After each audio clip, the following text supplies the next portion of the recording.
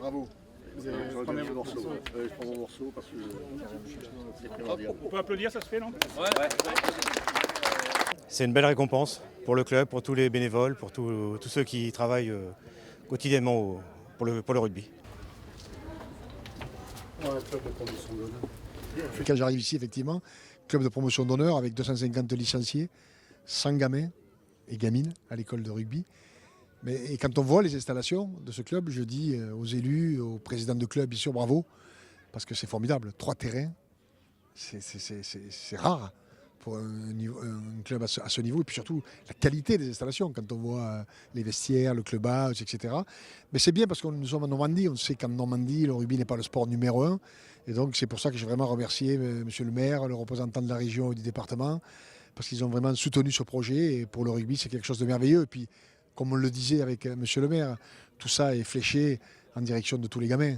On met ces infrastructures à disposition des gosses, surtout, peu importe où joue l'équipe première. Quand je me déplace, je me fous, entre guillemets, de savoir où joue l'équipe première, si elle joue en Fédéral 1, en Fédéral 2 ou en Régional.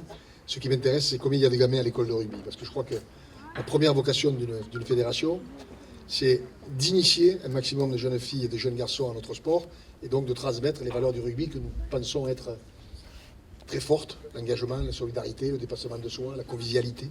Avant, on était bien, mais le terrain était souvent inondé, impraticable, on ne pouvait pas jouer. Et un seul terrain pour 250 licenciés, c'était assez galère. On a un bel outil de travail maintenant, ça va concrétiser nos projets. Maintenant, à nous de travailler pour grandir encore plus. La pérennité d'un club, c'est effectivement l'assise de son école de rugby. Et 100 gamins dans ce club, labellisé 1 étoile et bientôt 2 étoiles apparemment, d'après ce que m'a dit le responsable de l'école de rugby, ça montre tout simplement qu'ils travaillent en profondeur au niveau de la formation, qu'ils travaillent bien, et il faut les encourager, les valoriser, les féliciter surtout.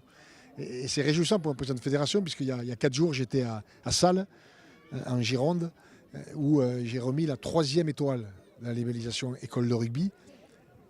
Je crois qu'il n'y en a que 22 en France, et Salles évolue en Fédéral 2. Donc ça montre qu'au niveau de ces clubs, on travaille vraiment bien au niveau des écoles de rugby et il faut les encourager encore une fois et les féliciter.